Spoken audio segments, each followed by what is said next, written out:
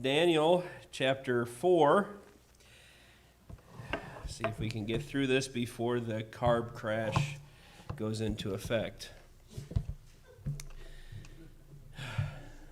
Daniel chapter number 4, and I want to speak on this idea of a testimony about pride, because that's exactly what we see here. This is Daniel chapter 4 is very unique because it is, in essence, the first time a pagan actually writes a chapter of the Bible. And Nebuchadnezzar is going to give his own testimony of how God dealt with him about pride. And we're going to take a very lengthy portion of Scripture, I'm going to make an attempt, and we'll see how it goes, to cover all 37 verses, but I'm not going to comment on all of them. But because it's such a long portion, we're not going to read ahead of time. We're just going to read a portion, make a couple comments, then go on. But we all know and we're all familiar with the concept that God hates pride. And the reason he hates it so much is because the attitude of pride is that the creature does not need its creator. It also, you could say as well, that it is the idea that the creature can reinvent the creator to make a God or a creator to fit its own desires, its own lusts, its own sin, so to speak. In essence, pride is the ultimate blasphemy. It is the ultimate idolatry. It is the creature making himself God. It was pride that resulted in Lucifer's expulsion from heaven. It was pride that resulted in man's fall, that the idea that he could be as God, knowing good and evil. It was when Eve saw that the tree was good for food and was pleasant to the eyes and a tree to be desired to make one wise, she took of the fruit and did eat. John calls that the pride of life. Pride places self in God's stead.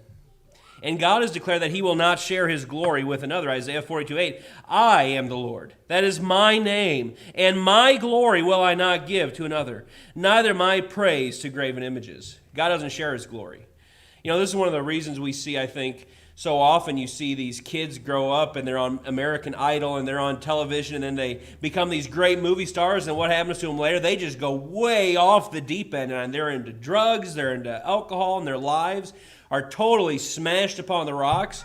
Why is that? It's because they got lifted up with pride, they couldn't handle it, and God's glory he doesn't share with another. And so what does God do? He allows them to go on in their sin and allows it to go to its full end. Proverbs 21, verse 4, God says, "And high look and a proud heart is sin." Proverbs chapter 6, God says that a proud look is an abomination to the Lord and that he hates it. In Proverbs chapter 16 and verse 18, pride goeth before destruction and an haughty spirit before a fall. In Proverbs 11:2, when pride cometh, then cometh shame. In Proverbs 29, verse 23, a man's pride shall bring him low. And James chapter 4, God resisteth the proud. What does that mean? God works against the proud. When somebody is lifted up with pride, you can mark it down, God is going to work against everything that person is trying to do.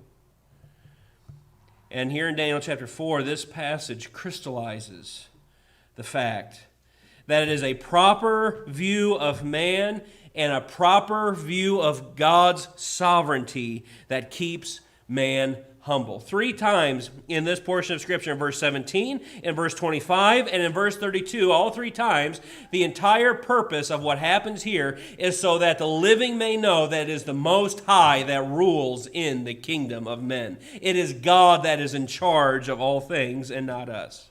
And when we don't recognize that, that's when we get ourselves into trouble. Remember in Acts chapter 12, King Herod, he gets up in Acts chapter 12, and he gives an oration. The people begin to cry out and to cheer, "It is the voice of a God, it is the voice of a God." And what does it say? It says that God smote him, and he was eaten of worms, and he gave up the ghost. He died. Why? It says because he gave not God the glory.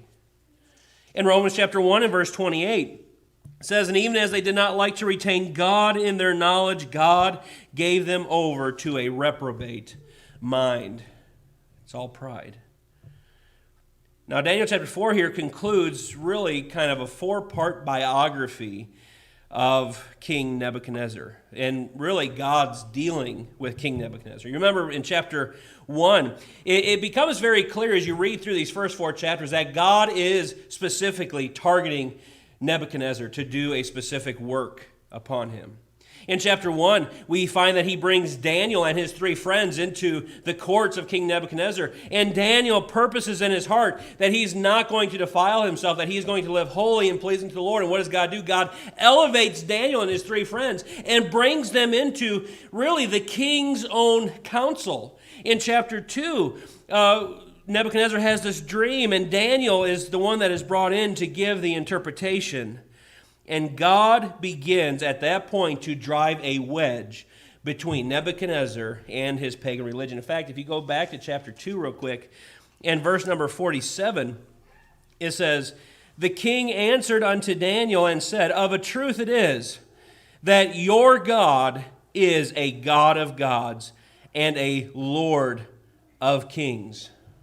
See, the events of Daniel chapter 2 demonstrated and proved to Nebuchadnezzar at least this much, that the God of Daniel, the God that we know as Jehovah God, is superior to all other gods. When we come to chapter 3, it becomes even a little bit more clear.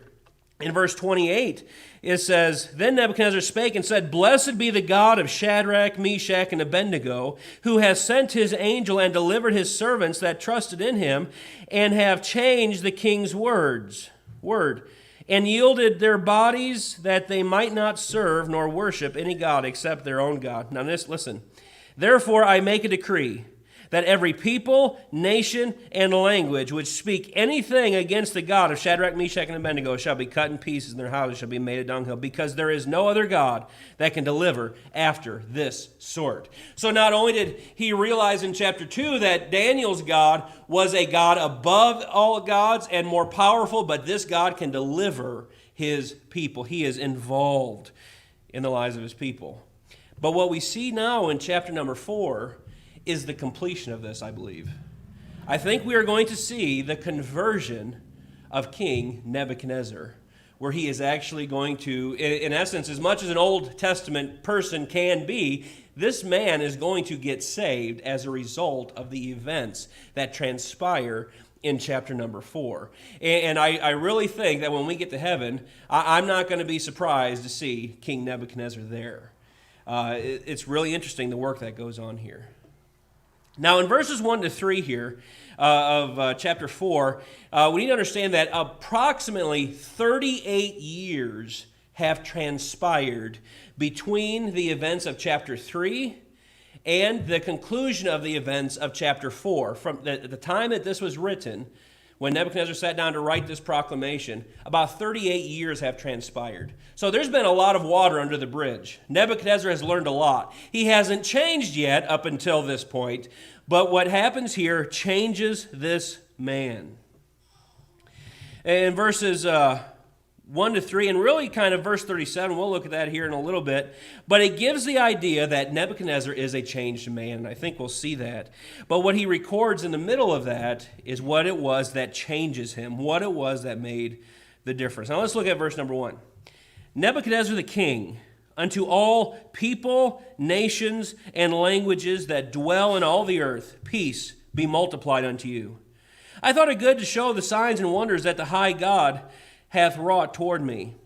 How great are his signs, and how mighty are his wonders. His kingdom is an everlasting kingdom, and his dominion is from generation to generation." That is a lot different than what you hear Nebuchadnezzar say in chapter 2 and chapter 3. Big difference. He doesn't say that this is a God of gods or a Lord of kings, but he just speaks of him as the high God in verse number 2. And he demonstrates the fact that it is his kingdom that's everlasting, and his dominion is from generation to generation. So Nebuchadnezzar, from what we see in chapter 2 and 3, Nebuchadnezzar has an entirely different view of God when he gives this proclamation. And this is a royal proclamation. This isn't just something that Nebuchadnezzar writes down in a personal diary. This isn't something that is going out in his own personal chronicle or anything like that. This is something that is going to go out into the entire kingdom of Nebuchadnezzar. This is something that people are going to ride up on horses and they're going to nail this thing onto trees. They're going to nail this thing into town squares for everybody to see this. People are going to go around, hear ye, hear ye. Here's a message from King Nebuchadnezzar, and this is the message that he wants everybody to hear, that it is the Most High God that rules in the kingdom of men. This is different than anything that he said before. And it's interesting because he wants all peoples, nations, and languages to hear this. Now, you remember back in chapter 3, Nebuchadnezzar has this big statue built, over 90 feet tall, and everybody, it says in verse number 4, that all people, nations, and languages, when they hear the sound of the music, are to bow down and to worship that image. Now Nebuchadnezzar's backpedaling. Something has changed in Nebuchadnezzar. Something that is different. He's a different man now. Now that image in chapter 3, it was made to scale more than likely of the image that he saw in chapter 2. And you remember in chapter 2, the image was that the head was of gold, and then the chest and arms of silver, the belly and thighs of brass, and then the legs and feet of iron, and then clay mixed with miry clay in the toes. But this was a picture, as it was interpreted to him, that he is the head of gold, he's the first king, the first kingdom, but then there are going to be inferior kingdoms that supplant him and are going to take control. And he's going to be moved out. The kingdom's going to be taken away from him, and other kingdoms are going to succeed. And in essence, when Nebuchadnezzar builds this great image, he is saying that he is making an attempt to thwart the plan of God. This is my kingdom. I have built this kingdom. I have done this on my own, and nobody is going to take it away from me. And I'm going to prove it because everybody is going to bow down and worship this image of me.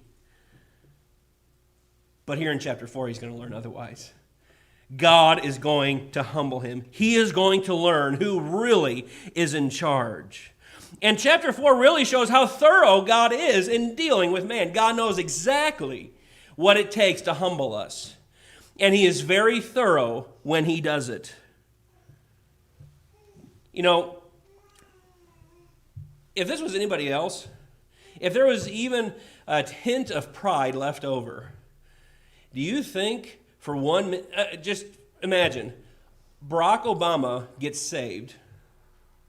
I know that's hard to believe, but let's say he gets saved, and then he goes on CNN and makes a public proclamation that everything he said and stood for was wrong, his entire platform when he ran for office was wrong, and that Jesus Christ is the supreme God of the universe. That would take, not only would that take a lot of guts, but that would take a lot of humility for a man as influential as he was to make such a proclamation of being wrong. And that's exactly what's going on here with Nebuchadnezzar. And if I went through something like Nebuchadnezzar goes through here, I don't know that I would really want to tell anybody. I might just, maybe a few close friends, people that, knew something was probably going on. But I wouldn't tell something the size of the entire United States, millions of people. I wouldn't publish that around for everybody. And what Nebuchadnezzar here is about to experience, I think really extends far beyond just him. It demonstrates that God is able to humble all Gentile power. He's able to accomplish his purpose no matter who's in charge. When we consider his dealings with Babylon, Babylon influences the entire world. If we look back to Genesis chapter 10, chapter 11, we find that it was in Babylon where the source of all organized false religion began. In Revelation, we find the influence of Babylon is going to be over all the earth in the last days. In Revelation 17:5, we have Mystery Babylon the Great, the mother of harlots and abominations of the earth. In verse 15, it says, He saith unto me, the waters which thou sawest where the horse sitteth are peoples and multitudes and nations and tongues. Verse 18, the woman which thou sawest is the great city which reigneth over the kings of the earth. So when God speaks of Babylon, the influence of Babylon extends over all the earth. So this contest that goes on here in chapter 4 between God and Nebuchadnezzar really serves as a warning to all world rulers that God is sovereign over all the affairs of men and he is able to bring them low. It's a warning for every kingdom. It is a warning for every ruler. It is a warning really for every single individual that God can bring you low. Paul says, let him that thinketh he standeth take heed lest he fall. The moment we get the big head and we think we can do this on our own and we can make it and we can handle it, you better be ready because you are about to fall. The rug is going to be pulled out from under you. Now, the first thing I want us to notice here is the dream. What was Nebuchadnezzar's dream that he had? Notice here in verse number 4. It says, I, Nebuchadnezzar, was at rest in mine house and flourishing in my palace. I saw a dream which made me afraid, and the thoughts upon my bed and the visions of my head troubled me. Therefore made I a decree to bring in all the wise men of Babylon before me, that they might make known unto me the interpretation of the dream. Then came in the magicians, the astrologers, the Chaldeans, and the soothsayers, and I told the dream before them, but they did not make known unto me the interpretation thereof. So what Nebuchadnezzar is describing here, he says, I was at rest in my house and flourishing in my palace. He says, everything was good in the kingdom. There was no major divisions. There was no wars going on. Everything was at peace in the kingdom. And in fact, the kingdom was flourishing. The economy was through the roof. It was better than it's ever been. But he said, then I had this dream. And this is different, a little bit different than chapter 2. Because in chapter 2, the dream that he has troubles him. But the dream that he has here not only troubled him, but it made him afraid. And when he calls in the astrologers, the magicians, he calls in all of his counsel in, he doesn't do like chapter 2. In chapter 2, he says, you tell me the dream and the interpretation. Here, he actually tells them the dream and wants their interpretation. And I think, and we'll see this, I think, as we go through this a little bit more, but I think Nebuchadnezzar has a really bad feeling. This is about him. I think he kind of picked something up from the last one, and he kind of remembers what happened before when he felt this way in a dream, and now he's really afraid because he gets the hunch this is about him. That's why he goes on and tells the astrologers and such what the dream is. He just wants confirmation. He wants somebody, do you get the same sense that I do? He really has an idea. This is about him. And just like before, they still can't do anything. He even tells them the dream, and we'll see this as we go through. The dream's really not that hard to interpret. If you didn't have Daniel's interpretation, you and I would get this. This would be easy to understand. But they can't do anything with it. They don't understand. They're silent. Why? Because human wisdom is futile in understanding the work of God. Paul tells us in 1 Corinthians chapter 2, the natural man receiveth not the things of the Spirit of God, for they are foolishness unto him, neither can he know them because they are spiritually discerned. In order to understand the work of God, you must have spiritual discernment, and that is not what these men had. So they could not understand. But notice here in verse 8, but at the last, Daniel came in before me. Perfect timing, isn't it? And why do you think he was the last one to come in? And he sent out a royal proclamation to everybody. Gather up all the wise men and bring them in. And Daniel is the last one to come in. I don't know, but I kind of speculate, and this is, of course, just speculation, but he was probably the last one to be told. These guys didn't like Daniel. They didn't like him at all. They probably figured, hey, distract Daniel, we can get in there and we can kind of tell the dream to the king, and we can kind of get our positions back, is what they have in mind.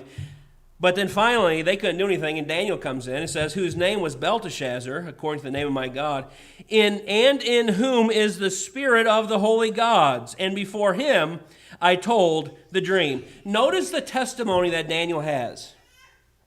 He's been now in Babylon for 40 years at least of his life now. He's been there a long time. But he still has a godly testimony before this king. The entire time he's been in Babylon, the entire time he's been working for the king has had his eyes on Daniel. And his assessment is that the spirit of the holy gods was in Daniel. Remember, Daniel wouldn't defile himself. He wouldn't participate in the idolatrous worship of the Babylonians. And even when Daniel didn't think people noticed, when Daniel didn't think the king was watching him, he was watching. You know, it's the same thing with us. There's a lot of times we go along and we think, nobody's watching. I can get away with this. They're watching. They see a lot more than we think they see. They know who we claim to be, and they have their eyes locked on us when we don't think they do. They notice. He noticed when Daniel gave credit to the God of heaven for the wisdom that he had. And I think this also goes to show that Daniel, over the last 30-some years, Daniel has been trying on more than one occasion to show Nebuchadnezzar and to teach him about the God of Israel. Daniel stood out in this place for years. Even when his own people bowed to the image of Nebuchadnezzar, even when his own people took of the king's meat and participated in the idolatry, Daniel stood for God. Do we do that? Do we stand out in our wicked world as being holy people of God? People that in our vernacular are spirit-filled, that the Spirit of God is inside that person. Do they notice us? Does the way that we live our life open doors for the gospel, or does it close doors for the gospel? And I think we'll see as we go through this that by this time, Daniel and Nebuchadnezzar have actually a good professional relationship with each other. Maybe not quite so much as being friends because, this is a king and a servant, but they do have a close, personal, working relationship with each other. So this is what the king tells in verse 9. O Belteshazzar, master of the magicians. So he's in charge of these guys. Because I know that the spirit of the holy gods is in thee, and no secret troubleth thee. He says, there's no mystery that's too hard for you, Daniel. This is easy for you. Tell me the vision of my dream that I have seen and the interpretation thereof. And then verses 10 to 12, he gives the dream. Thus were the visions of mine head in my bed. I saw and behold a tree in the midst of the earth, and the height thereof was great. The tree grew and was strong, and the height thereof reached unto heaven, and the sight thereof to the end of all the earth. The leaves thereof were fair, and the fruit thereof much. In it was meat for all. The beasts of the field had shadow under it, and the fowls of the heaven dwelt in the boughs thereof, and all flesh was fed of it. So, this isn't the entirety of the dream, but we notice God's using the imagery of a tree to communicate to Nebuchadnezzar. Now, trees are often used in Scripture to represent rulers, great rulers, powerful rulers. The king of Israel in Ezekiel chapter 17, the king of Assyria in Ezekiel 31. So this is not something that's unusual in the Scripture for God to use. But notice here verse 13. He says, I saw in the vision of my head upon my bed, and behold, a watcher. The word means guardian, and a holy one came down from heaven. So in essence, basically, what Nebuchadnezzar is saying, he says, while I'm looking at this tree, I see an angel descend from heaven. And he cried aloud and said thus, hew down the tree. Now I want you to pay particular attention here because the pronouns change. See, up to this point, it was just it. I'm talking about the tree. It. But now it changes. And cut off his branches. Shake off his leaves and scatter his fruit. Let the beast get away from under it and the fowls from his branches. From here on, now it is given human personal pronouns. Notice verse 15. Nevertheless, leave the stump of his roots in the earth, even with a band of iron and brass in the tender grass of the field, and let it be wet with the dew of heaven, and let his portion be with the beasts of the earth. Now notice verse 16, here it is. Let his heart. Does a tree have a heart? No. Let his heart be changed from man's, and let a beast's heart be given unto him, and let 7 times pass over him. See, so Nebuchadnezzar, and I think this makes it so clear, this is not about an actual tree. This is about a person. This is about an individual. Trees do not have the heart of a man. But this was very obviously speaking of a person, and his man's heart was going to be taken away, and an animal's heart was going to be given to him. This is what made Nebuchadnezzar so afraid. This is why he went ahead and just told the dream to the magicians when they came in, because he already has a pretty bad feeling. This is about me. This is about me, and it scares me to death, and I want somebody to confirm this. It's obvious. And you just read down through that. You know exactly what he's talking about. This tree that once covered the entire earth, its height was up to the sky, its branches extended over the entirety of his kingdom. It supplied the needs of everybody. It was fruitful. But then now it is going to come crashing down. No more is it going to supply the needs. No more is anybody going to find shelter under it. The kingdom is going to be taken away. But there's hope. It's not the end. Because the stump and the roots are left. And it says a band of brass and iron are put around it. It's a fence that's put around it to protect it. So it's going to be protected for a period of time. It's only for a short time, but there is hope of life at the end of this period of time. And notice in verse 16 it says, let me see here, sorry.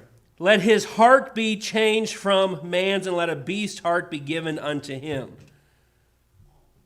His mind is going to be changed. He's going to have the mind of an animal. Now, this is actually a real condition that's been documented on a few occasions. It's called zoanthropy. And in essence, what is something goes crazy in the mind of an individual, and they actually begin to think that they are an animal. There's different forms of it. Lycanthropy is where a person thinks they're a wolf, and that's where the idea of werewolves and stuff come from. And boanthropy, where a person actually thinks they're a cow or an ox, and they will eat grass like an ox does. But what happens is there is so much stress that is put on the person because of this disorder that the chemicals in their body causes their hair to grow fast. It causes it to grow where you normally wouldn't have long hair. It begins to grow out. Their nails thicken and grow out extremely fast. And so this is what's going to happen to Nebuchadnezzar.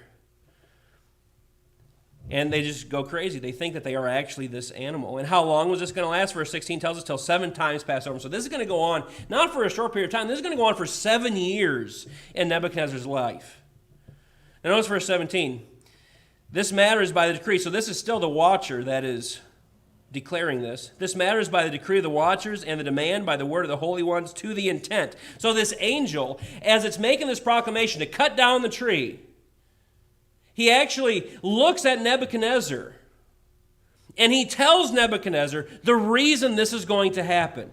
To the intent that the living may know that the Most High ruleth in the kingdom of men, and giveth it to whomsoever he will, and setteth over it the basest of men. This dream I, Nebuchadnezzar, have seen. Now thou, O Belteshazzar, declare the interpretation thereof.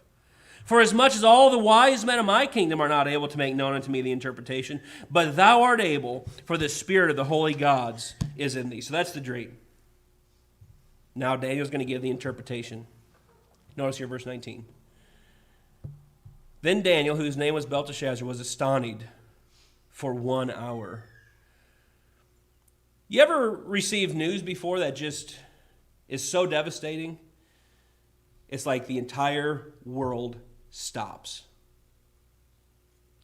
It's such terrible news that you lose feeling. You can't think. You can't feel. It's like life has literally stood still. That's what this word astonished means. It means that his mind just went numb. He was completely dumbfounded. He was in utter shock when he heard the dream because it was so plain to him what it was. And for however long a period of time, it was a short amount of time. 1 hour is what it says, but the word hour simply means moment. That the word hour is the shortest unit of time that they had. It says, and his thoughts troubled him. They troubled him not because he didn't know the interpretation of the dream. It troubled him so much because he did know the interpretation of the dream. And he didn't want to say anything. He's just standing there dumbfounded. Nebuchadnezzar says this, then the king spake and said, Belteshazzar, let not the dream or the interpretation thereof trouble thee. See, I really think Nebuchadnezzar knew this was about him. And Daniel's reaction really kind of confirmed. He said, Daniel, just give it to me. Just tell me the interpretation. Don't let it bother you. It's not about you. It's about me. Belteshazzar answered and said, my lord. And I think here we really see they have a good relationship. Daniel likes Nebuchadnezzar. My lord, the dream be to them that hate thee, and the interpretation thereof to thine enemies. In essence, what Daniel is saying, I wish this was about somebody else and not you. I wish the interpretation of this was about your enemies. Daniel, no doubt, for years has prayed for the conversion of Nebuchadnezzar. He's tried to tell him about the God of Israel, and he wanted him converted, but he didn't want it to happen like this. Nebuchadnezzar, I wish this was not about you, but about somebody else. Verse 20, the tree that thou sawest, which grew and was strong, whose height reached unto the heaven, and the sight thereof to all the earth, whose leaves were fair, and the fruit thereof much, and in it was meat for all, under which the beasts of the field dwelt, and upon whose branches the fowls of the heaven had their habitation. It is thou, O king, that art grown and become strong.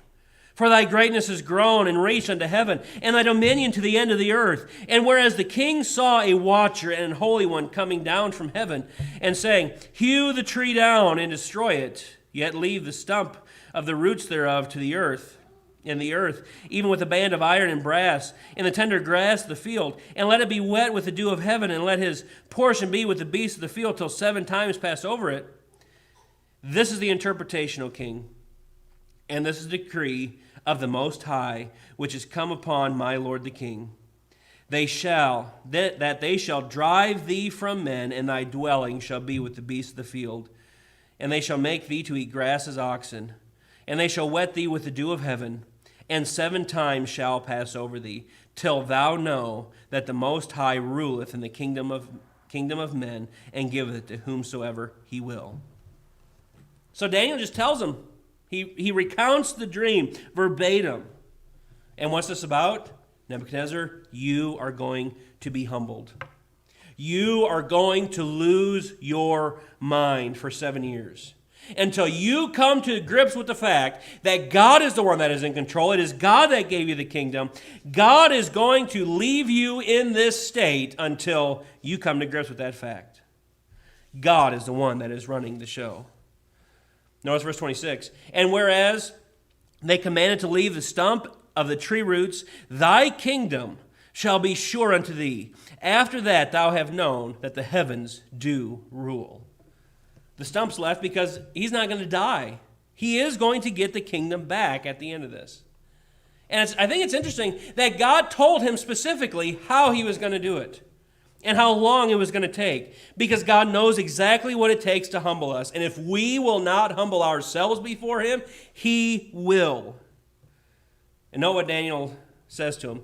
He gives an appeal. Wherefore, verse 27, wherefore, O king, let my counsel be acceptable unto thee, and break off thy sins by righteousness, and thine iniquities by showing mercy to the poor, if it may be a lengthening of thy tranquility.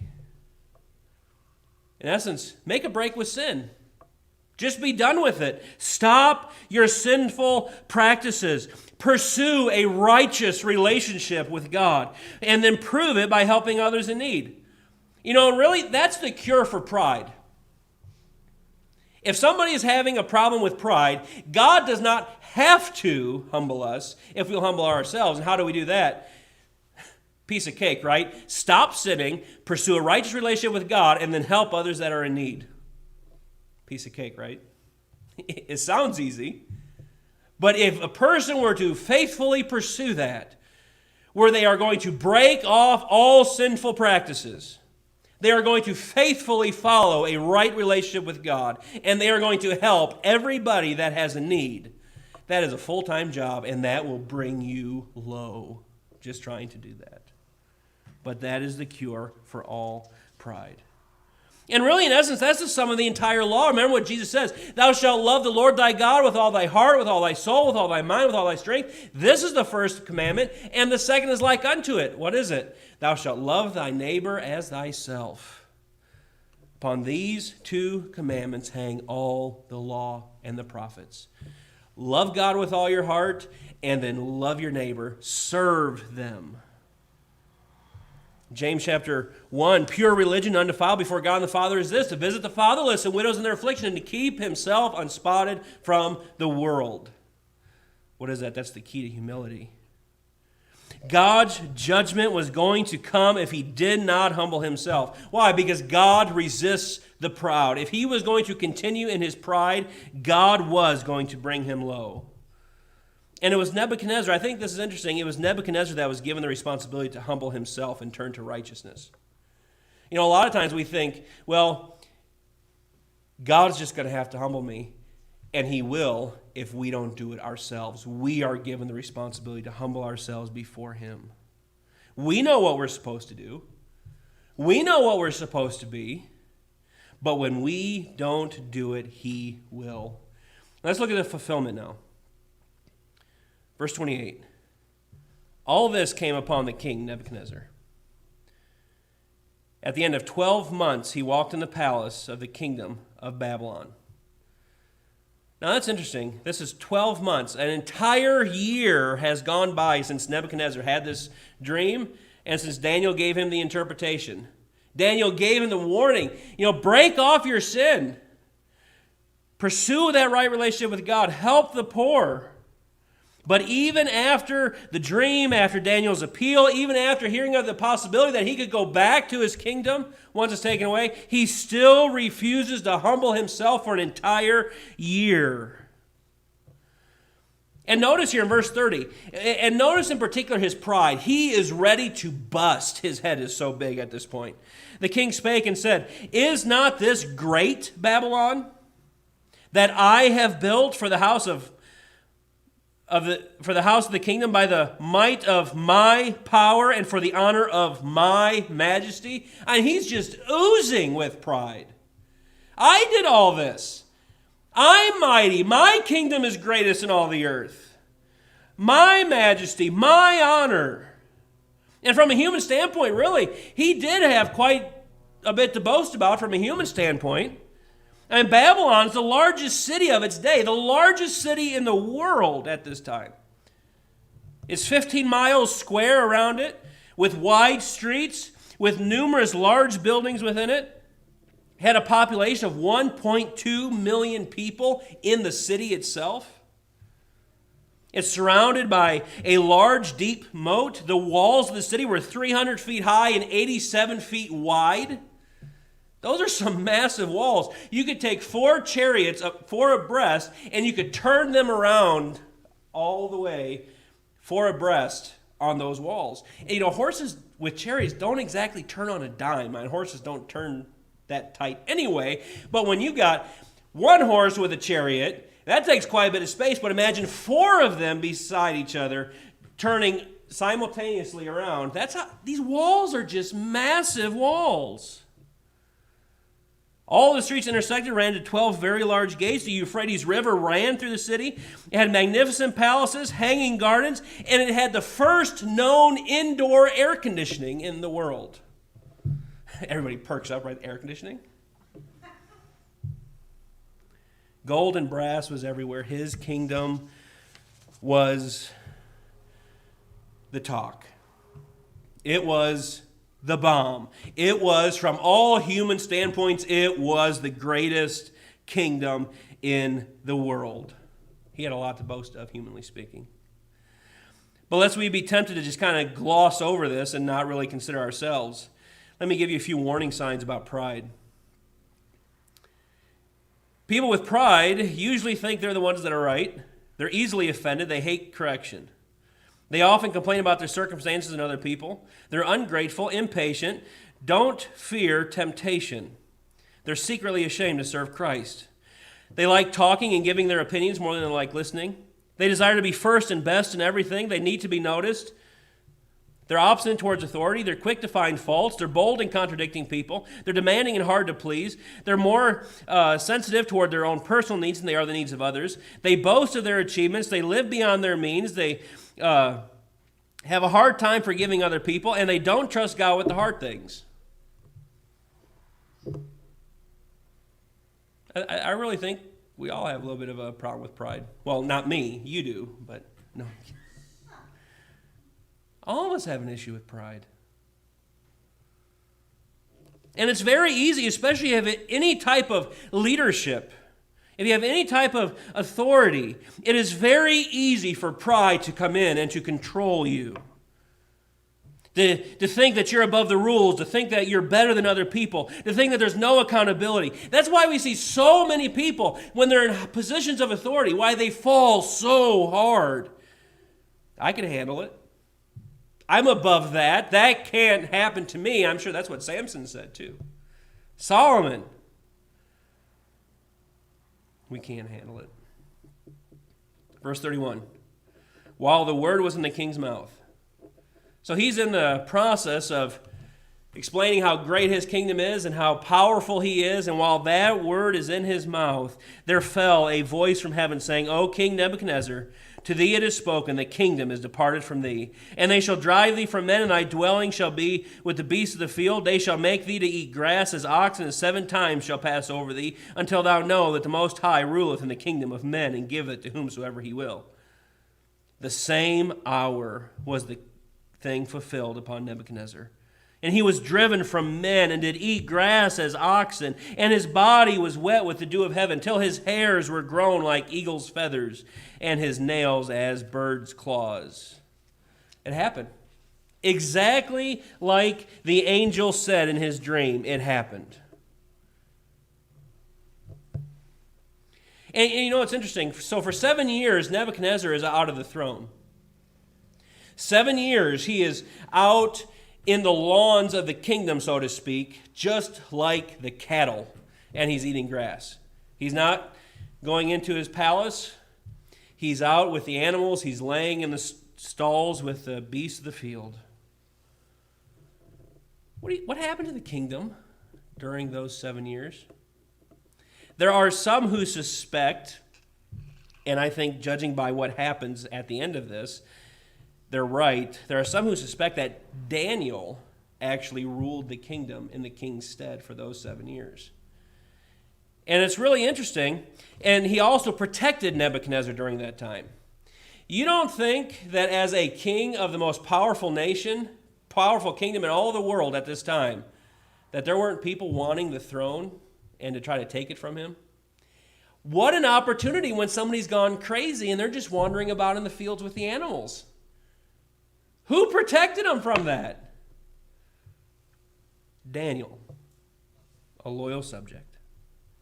And later we find, after Nebuchadnezzar dies, later on, a few years later after all this, when he dies, there is complete chaos in the kingdom because there's so many people striving and fighting with each other, trying to get to the throne when he's gone. But during this period of time, while Nebuchadnezzar's going through this, that doesn't happen in the kingdom. There still remains peace within the kingdom. Now, did it work? Nebuchadnezzar's turned basically into an animal to humble him. Did it work? Notice verse 34. And at the end of the days, I, Nebuchadnezzar, lifted up mine eyes unto heaven, and mine understanding returned unto me, and I blessed the Most High, and I praised and honored him that liveth forever and ever, whose dominion is an everlasting dominion, and his kingdom is from generation to generation. And all the inhabitants of the earth are reputed as nothing. And he doeth according to his will in the army of heaven, and among the inhabitants of the earth, and none can stay his hand or say unto him, What doest thou? What a change. What a change from Nebuchadnezzar saying, this is great Babylon that I built. I did it for my majesty. I did it by my own power. Now he is at a point where he looks up to heaven and he understands now the Most High is the one that's in charge, and he is the Most High. He's not the God of Daniel. He's not a God of gods. He is the Most High. He is the God. He gets the message. Jeremiah chapter 9, verse 23, thus saith the Lord, let not the wise man glory in his wisdom, neither let the mighty man glory in his might. Let not the rich man glory in his riches, but let him that glorieth glory in this, that he understand and knoweth me, that I am the Lord, which exerciseth loving kindness, judgment, and righteousness in the earth. For in these things I delight, saith the Lord. You know, it's interesting, we get things. We may have money, or we get these fancy things, and we allow those things to identify who we are. People that we know, relationships that we have, things that we possess, they can, or the things that we do, they can very easily become our identity. And this is exactly what God is saying. Don't let those things be your glory. Don't let those things identify you. Let this identify you, that you know and understand the Lord. That's what should be identifying who we are. That's what Nebuchadnezzar had come to. Notice verse 36. It says, at the same time my reason returned unto me, and for the glory of my kingdom, mine honor and brightness returned unto me, and my counselors and my Lord sought unto me, and I was established in my kingdom, and excellent majesty was added unto me. You know, I would think after such a fall as this, after he's gone mad that, you know, Nebuchadnezzar, you're a great guy, but I'm not so sure I trust you. That's not what happened. When this event is done, it's like it had never happened. As far as the kingdom's concerned, all of his wise men, they come back. All of his counselors come back.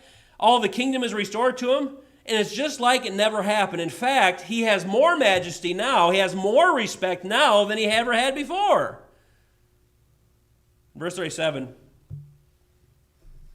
Now I, Nebuchadnezzar, praise and extol and honor the King of heaven, all whose works are truth and his ways judgment, and those that walk in pride he is able to abase.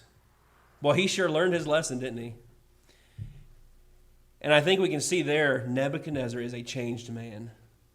He's not the man that he was before. He's no longer, and well, notice the difference here. We looked at it a little bit, but notice back just real quick here. Chapter 2, verse 47.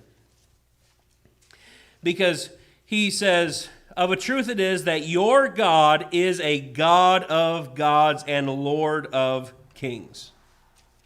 Notice in chapter 3 and verse 15. And speaking to Shadrach, Meshach, and Abednego, and now if he be ready, that at what time ye hear the sound of the cornet, flute, harp, sackbut, psaltery, and dulcimer, and all kinds of music, ye shall fall down and worship the image which I have made. Well, but if ye worship not, ye shall be cast the same hour into the midst of the burning fiery furnace.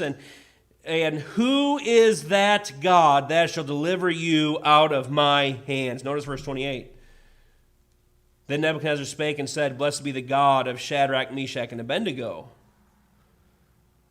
So it's their God. But now in verse 37 here of chapter 4, I, Nebuchadnezzar, praise and extol and honor the King of heaven. He's not just one of them. He is the only King of heaven. Nebuchadnezzar is truly a changed man. And later on, this is going to be used in chapter 5 as an illustration for his grandson, because his grandson is going to be taken over by the Medes and Persians. He's going to be killed, and his kingdom is going to be taken away because he's all prideful. And when the handwriting is on the wall, and they call the wise men in, and his mother comes in and says, there was a man in your grandfather's kingdom. Well, it says fathers, but we'll go into that when we get there. Kingdom who could reveal these things. Why don't you call for him? He helped your grandfather. And when Daniel comes in, well, just listen to it real quick here. Daniel chapter 5, Verse 18 says, this is what Daniel says, O thou king, the most high God gave Nebuchadnezzar thy father a kingdom and majesty and glory and honor. And for the majesty that he gave him, all people, nations, and languages trembled and feared before him. Whom he would he slew, and whom he would he kept alive, and whom he would he set up, and whom he would he put down. But when his heart was lifted up and his mind hardened in pride, he was deposed from his kingly throne, and they took his glory from him, and he was driven from the sons of men. His heart was made like the beast, and his dwelling was with the wild asses. They fed him with grass like oxen, and his body was wet with the dew of heaven, till he knew that the Most High God ruled in the kingdom of men, and that he appointeth it over it whomsoever he will. And thou, his son, O Belshazzar, hast not humbled thine heart, though thou knowest all this. So you should have learned from your grandfather. And basically what he's going to tell Belshazzar, it's over. Your number is up. Your kingdom is going to be taken away. You're going to die. It's all over for you. Why? Because he would not humble himself. He knew. And when there's a great contrast here. One was spared and changed because he was humbled. One is going to be destroyed, not because God didn't humble him, but because he knew God's standard and power, and he refused to humble himself. Let's pray. Father, thank you for this time now.